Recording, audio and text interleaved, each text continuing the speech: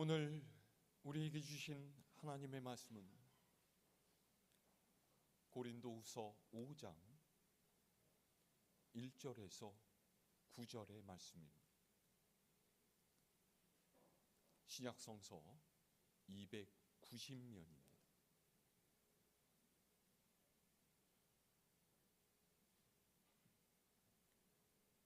봉독하겠습니다. 만일 땅에 있는 우리의 장막집이 무너지면 하나님께서 지으신 집 곧 손으로 지은 것이 아니요 하늘에 있는 영원한 집이 우리에게 있는 줄 아느니라. 참으로 우리가 여기 있어 탄식하며 하늘로부터 오는 우리 처소로 덧입기를 간절히 사모하노라. 이렇게 입음은 우리가 벗은 자들로 발견되지 않으려 함이라. 참으로 이 장막에 있는 우리가 짐진 것 같이 탄식하는 것은 벗고자 함이 아니요 오히려 덧입고자 함이니 죽을 것이 생명에 삼킨 바 되게 하려 함이라. 곧 이것을 우리에게 이루게 하시고 보증으로 성령을 우리에게 주시는 하나님이시니라. 그러므로 우리가 항상 담대하여 몸으로 있을 때에는 주와 따로 있는 줄을 아노니 이는 우리가 믿음으로 행하고 보는 것으로 행하지 아니함이로라. 우리가 담대하여 원하는 바는 차라리 몸을 떠나 주와 함께 있는 그것이라. 그런즉 우리는 몸으로 있든지 떠나든지 주를 기쁘시게 하는 자가 되기를 힘쓰노라. 아멘. 오늘은 벌써 2026년 2월의 첫날, 첫 주일입니다. 올해 저는 계속해서 여러분께 신앙의 본질을 회복하는 교회가 되자라는 주제로 말씀을 전해왔었습니다. 이미 말씀드렸듯이 신앙의 본질이란 우리 주님을 사랑하는 것이고 내가 세상에 속한 사람이 아니라 하나님께 속한 자임을 아는 거예요. 그리고 이것을 깨달은 사람, 세상의 논리와 방식을 따라 사는 것이 아니라 하나님께서 원하시는 대로 살기 위해서 노력하게 되죠. 바꾸어 말하면 진정한 그리스도인이란 하나님의 말씀에 진심으로 반응하느냐 그렇지 않느냐 하는 것으로 결정된다라는 것입니다. 여러분 진짜 그리스도인이십니까? 새해를 맞이해서 여러분들의 믿음 생활은 좀 달라졌습니까? 이전보다 눈꼽만큼이라도 더 나아진 것 같습니까? 우리 주님께로 조금이라도 더 가까이 나아가기 위해서 몸부림치고 계십니까? 그러기 위해서 여러분들 어떤 노력을 기울이고 계십니까?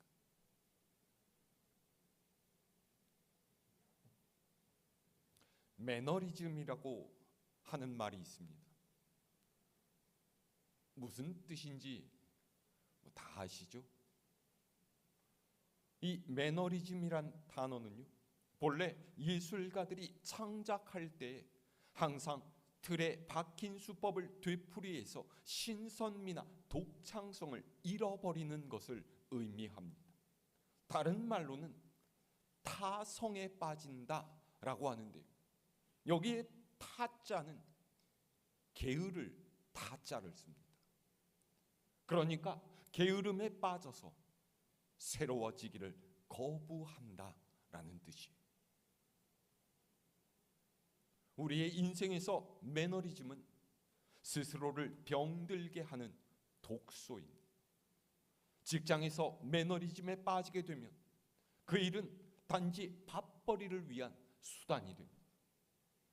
사랑하는 사람과의 관계에서 매너리즘에 빠지게 되면 더 이상 그 사람에게서 매력을 느끼지 못하게 되죠.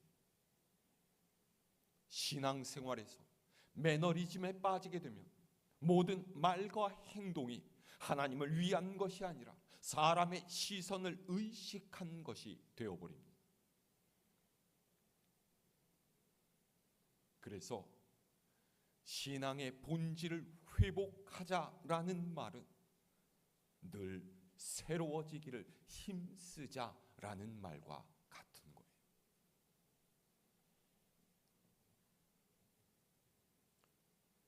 저는 무엇보다 우리가 예배드리는 모습이 좀 달라졌으면 좋겠다라는 기대를 갖고 있습니다. 예배란 우리 신앙생활의 출발점입니다. 예배드리는 이곳은 하나님을 만나는 자리이고 예배 시간은 하나님과의 사랑을 누리고 만끽하는 시간이죠. 지치고 상한 우리의 속마음을 하나님께 내어놓고 하나님께서 주시는 위로와 힘을 받는 시간이 바로 지금이에요.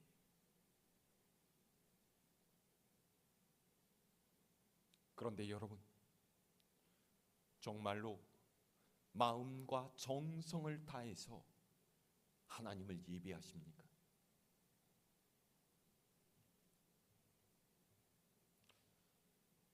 저는 강단에서 예배드리는 여러분을 보면서 때때로 안타까울 때가 있습니다. 물론 여러분 전부가 다 그렇다는 것이 아니에요. 어떤 분들은요, 정말로 열심을 다해서 예배를 드리죠. 그런데 어떤 분들을 보면요, 마치 학교에서 수업 시간에 앉아 있는 학생들을 보는 것 같습니다. 공부는 하기 싫은데 학교는 와야 하니까 어쩔 수 없이 와서 억지로 앉아 있는 그런 학생들이죠. 제가 그런 학생이었기 때문에 너무나 잘 압니다. 표정부터가 달라요. 앉아는 있지만 선생님을 쳐다보지도 않고 무슨 이야기를 하는지 귀를 기울이지 않습니다. 눈은 책을 따라가고 있지만은요, 그 내용에는 별 관심이 없어요. 선생님의 이야기는 이쪽 귀로 들어왔다가 이쪽 귀로 바로 빠져나갑니다. 그저 이 수업 시간이 빨리 끝나기만을 기다리는 거예요. 그런 학생과 마찬가지인 교인은요, 예배 시간에는 아무런 에너지도 없이 무표정한 채로 입을 꽉 다물고 앉아 있다가 예배가 끝난 후부터 갑자기 생기가 돕니다. 얼굴에 표정이 돌아오고요, 벙어리가 말할 수 있게 된 것처럼 갑자기 수다가 쏟아지죠. 아이고,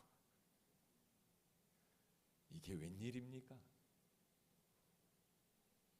교회를 20년 다니고 30년, 40년 다녔는데 여지까지 이렇게 예배드리고 있다뇨.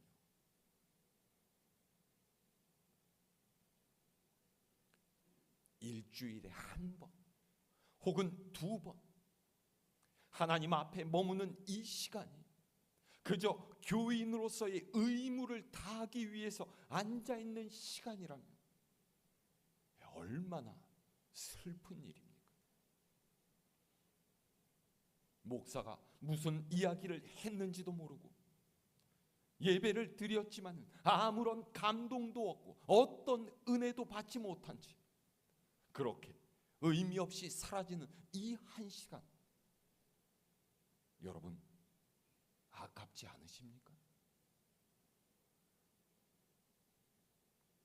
예배를 잘 드리지 못하는 것은요, 그만큼 내가 하나님과 사랑의 관계를 맺고 있지 못하다라는 거예요.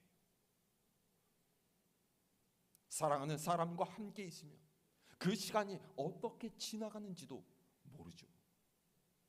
별것 아닌 이야기에도 신경이 쓰이고요. 상대방의 동작 하나하나에 눈길이 가게 됩니다. 오늘은 어떤 옷을 입고 왔는지, 혹 머리 모양이 달라지지 않았는지 아주 단박에 알아챌 수가 있어요. 그런데요, 매너리즘에 빠지게 되면 이런 반응이 사라지게 됩니다. 무슨 말을 들어도 심드렁하고 그 사람을 만나도 더 이상 가슴이 뛰지를 않아요.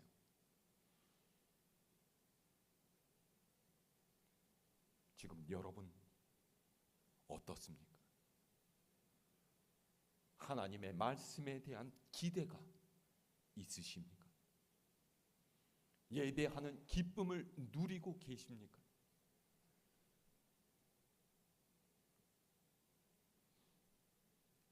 온 마음과 정성을 다해서 하나님을 예배하실 수 있기를 바랍니다.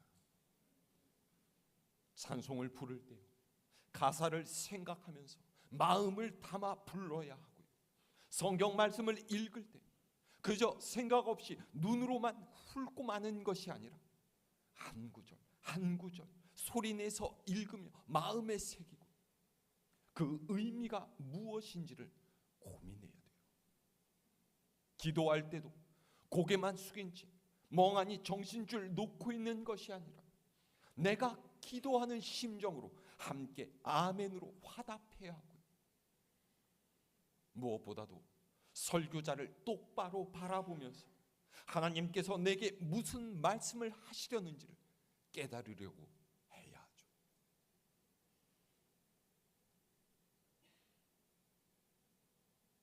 그런데 제가 이렇게 말한다라고 해서 단숨에 여러분들이 그렇게 반응하실 수가 있겠습니까? 그렇지 않아요. 진실로 하나님을 사랑하는 마음이 있어야만 이렇게 예배 드릴 수 있게 되는 거죠. 여러분, 하나님을 더 사랑하시기를 바랍니다. 사랑도 애써야 돼요. 수고와 노력 속에서 사랑이 더욱 깊어지고 그것으로 주님과 온전한 관계를 이룰 수 있게 된다는 것 여러분 잊지 마시기를 바랍니다. 오늘 말씀은요, 사도 바울이 고린도 교회에 쓴 편지의 일부분인데요, 바울은 여기서 보이는 것과 보이지 않는 것에 대해서 설명하고 있습니다. 자, 오늘 말씀 1절에서 4절까지 우리 함께 읽어볼까요? 시작. 만일 땅에 있는 우리의 장막집이 무너지면 하나님께서 지으신 집 곧 손으로 지은 것이 아니요 하늘에 있는 영원한 집이 우리에게 있는 줄 아느니라. 참으로 우리가 여기서 탄식하며 하늘로부터 오는 우리 처소로 덧입기를 간절히 사모하노라. 이렇게 입음은 우리가 벗은 자들로 발견되지 않으려 함이라. 참으로 이 장막에 있는 우리가 짐진 것 같이 탄식하는 것은 벗고자 함이 아니요 오히려 덧입고자 함이니 죽을 것이 생명에 삼킨 바 되게 하려 함이라. 아멘. 바울은 이 세상의 삶과 장차 믿는 이들이 가게 될 하나님의 나라를 대비해서 말하고 있습니다. 땅에 있는 우리의 장막집이란 지금 우리가 누리고 있는 세상의 삶입니다. 이 삶은 불완전하고 영원하지 않습니다. 캠핑하는 사람이 언제라도 텐트를 걷어버리고서 떠날 수 있는 것처럼 우리의 삶은 한시적이고 유한하다라는 거예요. 그 삶이 끝나는 죽음의 때가 이르면 우리는 그제서야 이 세상의 삶이 전부가 아니라는 것을 깨닫게 되죠. 이 땅에서 아등바등 많은 것을 얻고 취하려고 그렇게 애를 썼는데 그 모든 것을 놓아두고서 떠나야 한다라는 걸 알게 되는 거예요. 그래서 바울이 뭐라고 합니까? 지금 여기 있는 우리는 하늘로부터 오는 처소로 덧입기를 간절히 사모한다라고 했어요. 이 땅의 삶으로 끝나고 마는 것이 아니라 죽은 후에 하나님의 나라로 들어갈 수 있는 영생을 얻기 바란다라는 것이죠. 그래서 이 땅을 살면서도 단식한다라고 했어요. 이 단식은 절망과 포기를 뜻하는 것이 아니에요. 그만큼 힘을 쓴다라는 거죠. 우리가 일할 때요, 힘을 쓰면서 기압을 넣지 않습니까? 뭐라고 해요? 영차? 허이자? 어쨌든 힘을 쓸 때 우리는 용을 쓰면서 소리를 내죠. 그러니까 이 탄식은 그런 뜻이에요. 무거운 세상의 짐을 지고 있지만 한계적인 육신을 벗고 영원한 생명을 덧입으려고 애쓰고 힘쓴다라는 것이죠. 그러면 우리가 이 세상이 끝이 아니라는 것을, 하나님의 나라가 실제한다라는 것을 어떻게 알 수 있어요? 만약 그렇게 믿고 있었는데 그것이 전부 다 거짓말이라고 판명된다면 그때는 얼마나 허탈한 일이겠습니까? 그런데 그렇게 걱정할 필요가 없어요. 하나님께서는 우리에게 확실하게 증거를 주셨죠. 자, 5절에서 7절의 말씀 함께 읽을까요? 시작. 곧 이것을 우리에게 이루게 하시고 보증으로 성령을 우리에게 주신 이는 하나님이시니라. 그러므로 우리가 항상 담대하여 몸으로 있을 때에는 주와 따로 있는 줄을 아노니 이는 우리가 믿음으로 행하고 보는 것으로 행하지 아니함이로라. 아멘. 하나님께서는 우리에게 이 땅의 삶이 아니라 그 다음도 있다라는 것을 성령으로 보증해 주셨습니다. 성령께서 우리에게 임하시면 말씀이 깨달아지고 믿음이 생기고 그동안 보지 못하던 것들을 볼 수 있게 되는 거예요. 이것이 믿는 사람과 세상 사람 간의 차이입니다. 똑같이 이 땅의 삶을 살지만 무엇을 보고 무엇을 향해 가느냐 하는 것이 다르다라는 거예요.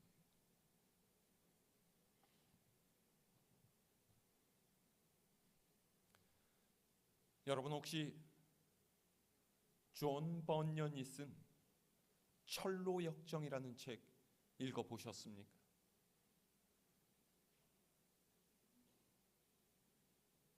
읽어보셨어요? 제목은 들어보셨습니까? 한 번쯤 본 것 같긴 해요? 아니에요? 이 책은 지금으로부터 300여 년 전인 1678년에 지어진 그리스도교의 고전입니다. 한 그리스도인이 멸망의 자리를 떠나서 하늘나라에 이르기까지의 여정을 담은 소설이죠. 진짜인지 모르겠는데 세계에서 성경 다음으로 많이 읽힌 책이라고 해요. 그 중에서 한 부분을 잠깐 소개하자면요, 크리스천이라는 이름을 가진 사람이 한 책을 읽고 있다가 내가 이제는 어떻게 해야 하나, 그러면서 굉장히 절망합니다. 왜요? 자기가 사는 이 도시가 하나님의 심판을 피할 수 없게 되었다라는 사실을 알았기 때문에. 크리스찬은 가족에게 이 사실을 알렸지만 가족들은 아무도 그의 말을 들으려 하지 않습니다. 가족에게 실망한 크리스찬은 등에 무거운 짐을 진 채 홀로 벌판을 거닐면서 어제 읽던 책은 계속 읽고, 그의 얼굴은 어제보다 더 큰 고통으로 일그러져 있고 어찌할 바를 몰라서 안절부절하고 있었습니다. 그런데 그때 맞은편에서 전도자라는 사람이 걸어와서 말을 걸었습니다. 이보십시오, 내가 보니 당신은 매우 슬픈 얼굴을 하고 있는데 무슨 일이 있으십니까? 크리스천이 대답했어요. 저는 장차 무서운 심판이 있게 되리라는 것을 이 책을 보고서 알게 됐습니다. 이 책에 쓰여 있는 대로 어서 피해야 하는데 제 등에 달린 이 무거운 짐이 문제입니다. 저는 이 짐을 없애버렸으면 좋겠어요. 이 말에 전도자가 이렇게 묻죠. 아니, 그러면 왜 이곳에서 이렇게 머뭇거리고 있습니까? 그런데 어느 방향으로 가야 멸망을 피할 수 있는지를 모르겠기 때문에. 그러자 전도자는 멀리 보이는 넓은 벌판을 가리키면서 말했어요. 저쪽에 좁은 문이 보이십니까? 어디요? 아니요, 보이지 않는데요. 그러면 저기에 찬란한 빛은 보이십니까? 예, 보입니다. 아주 밝은 빛이 보여요. 그러자 전도자가 말해요. 그러면 그 빛이 보이는 쪽으로 계속 걸어가십시오. 그 빛에 가까이 가면 아주 작은 문이 보일 것이고 그 문을 두드리면 어떻게 해야 할지를 알려줄 거예요.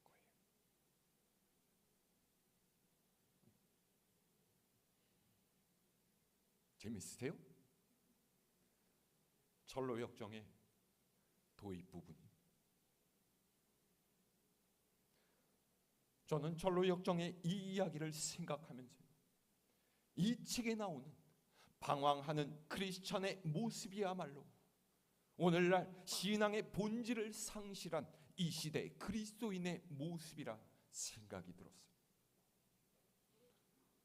오늘날 많은 그리스도인들이 교회를 다니고 있지만 진실로 하나님을 예배하지 않고 예수님을 주님이라 고백하면서도 그분을 사랑하지 않고요, 자신이 구원받은 하나님의 백성이라 생각하면서도 여전히 세상의 방식대로 살아가고 있지 않습니까?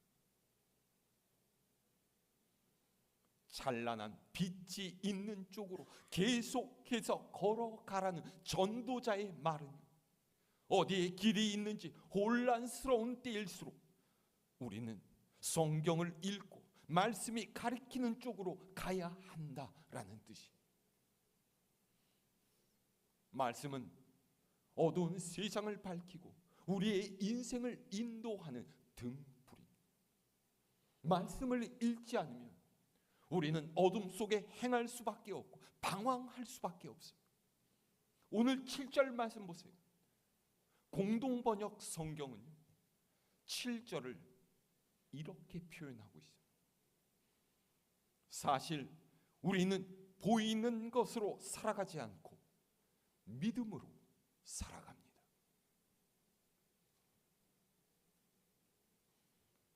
저는 이 말씀이 그리스도인의 삶의 방식을 결정하는 아주 중요한 말씀이고 우리가 간직해야 할 삶의 가치를 보여주고 있다라고 생각해요. 오늘날 세상이 그리스도인들을 멸시하고 교회를 업신여기는 이유는요, 우리 스스로가 믿는 자로서의 가져야 할 정체성을 잃어버렸기 때문에. 그리스도인은 눈에 보이는 것으로 사는 이가 아니라 믿음으로 사는 사람. 하지만 이 시대의 많은 그리스도인들이 눈에 보이는 것을 따라 살고 있죠. 스스로 믿는 이로 사는 것을 포기한 거예요. 여러분, 눈에 보이는 것이 무엇입니까? 우리가 지금도 얻기를 바라는 물질과 권세와 명예 같은 것 아니겠습니까? 많은 이들이 눈에 보이는 것을 추구하면서 그것을 소유하는 것을 성공적인 삶이라고 생각해요. 하지만 그리스도인은 달라야 합니다. 사랑과 진실, 섬김, 희생, 헌신, 영생과 천국 같은 것들은 눈에 보이지 않아요. 이렇게 눈에 보이지 않는 것들을 추구하는 삶을 살기 위해서 우리가 꼭 가져야 할 것이 바로 믿음입니다. 눈으로 볼 수 없고 손으로 만질 수 없으니 믿음이 있어야 하죠. 그래서 히브리서엔 믿음은 바라는 것들의 실상이고 보이지 않는 것들의 증거라고 하지 않았습니까? 자, 그런데 문제는 우리가 이런 것들을 추구해서 정말로 행복한 인생을 살 수 있느냐 하는 거예요. 여러분 어떻게 생각하십니까? 그런 것들이 정말로 우리에게 가치 있는 것들일까요? 자, 8절에서 9절의 말씀 읽어볼까요? 시작. 우리가 담대하여 원하는 바는 차라리 몸을 떠나 주와 함께 있는 그것이라. 그런즉 우리는 몸으로 있든지 떠나든지 주를 기쁘시게 하는 자가 되기를 힘쓰노라. 아멘. 9절이 무슨 뜻입니까? 살든지 죽든지 우리 삶의 목적은 하나님을 기쁘시게 하는 것이어야 한다, 그런 뜻 아니에요. 그러니까 오늘 말씀이 뜻하는 바는 눈에 보이는 것을 따라 사는 삶이 아니라 눈에 보이지 않는 것들을 추구하는 믿음으로 사는 삶이 하나님을 기쁘시게 한다라는 거예요. 보세요. 성경에 등장하는 신앙의 사람들은 모두 믿음으로 살았습니다. 그들은 눈에 보이지 않는 것들을 보는 것처럼 살았죠. 아브라함도, 이삭도, 야곱도, 요셉도, 모세와 선지자들 모두가 그랬어요. 주님 안에서 새로운 삶을 살게 된 바울은 주님을 아는 것이 가장 고상한 것으로 알고 다른 것들을 배설물처럼 여긴다라고 고백했죠. 그가 주님을 만나기 전에 추구했던 것들은 모두 눈에 보이는 것들이었어요. 하지만 주님을 알고 난 후 그는 보이지 않는 소중한 것을 발견하게 된 것이죠. 그러면 중요한 것이 무엇입니까? 우리가 눈에 보이는 것으로 살지 않고 믿음으로 사는 삶의 방식을 선택하느냐 하지 않느냐라고 하는 거예요. 여러분 어떤 것들을 선택하셨습니까?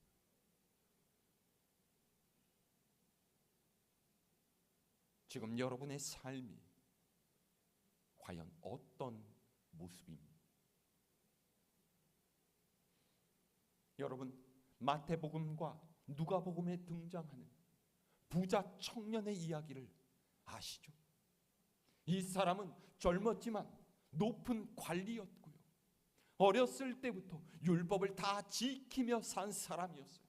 자신이 가진 것을 뿌듯해하면서 예수님께 나와서 영생을 구하는 그에게 주님께서는 네가 가진 것을 다 팔아서 가난한 이들에게 나누어 주고 나를 따르라 하셨죠.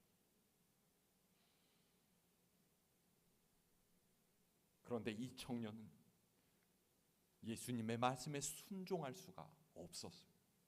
왜요? 이 청년이 지금까지 살아왔던 삶의 방식은 눈에 보이는 것을 추구하는 것이었어요. 좋은 집에서 좋은 옷을 입고 맛난 것을 먹는 것이 복된 삶이라 여겼던 거죠. 그리고 그는 지금까지 살아왔던 그 삶의 방식을 바꿀 용기가 없었어요.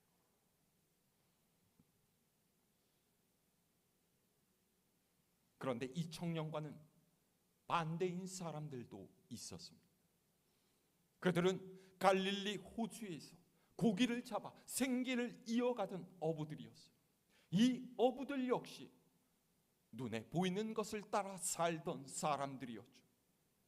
그런데 어느 날 이들에게 자기들의 삶의 방식을 바꿀 기회가 주어졌어요.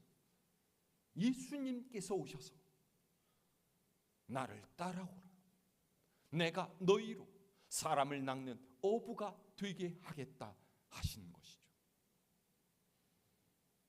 이 말씀을 들은 어부들은요, 배와 그물을 버리고 주님을 따라 나섰습니다.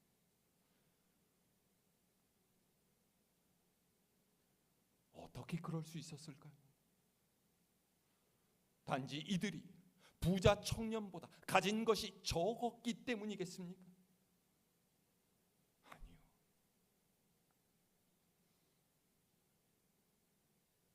부자 청년은 이제껏 율법 하나도 어기지 않고 살았지만 그는 사실 하나님을 사랑한 것이 아니었어요. 눈에 보이는 것들을 사랑했던 것이죠. 반면에 어부들은 그렇지 않았어요. 그들은 과감하게 새로운 삶으로 나아갔습니다. 하나님께 자신을 맡기는 믿음으로 주님을 따르기로 결단했던 거예요.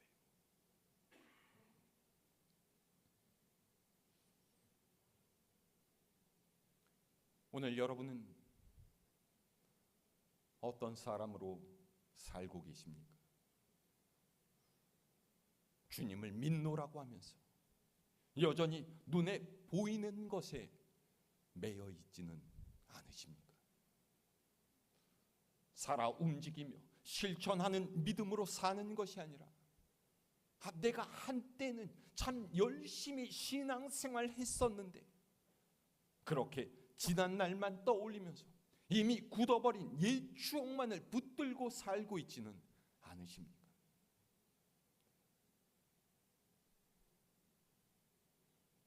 여러분의 마음을 살펴보시고 말씀 앞에서 어떤 모습으로 살고 있는지를 점검하시기를 바랍니다.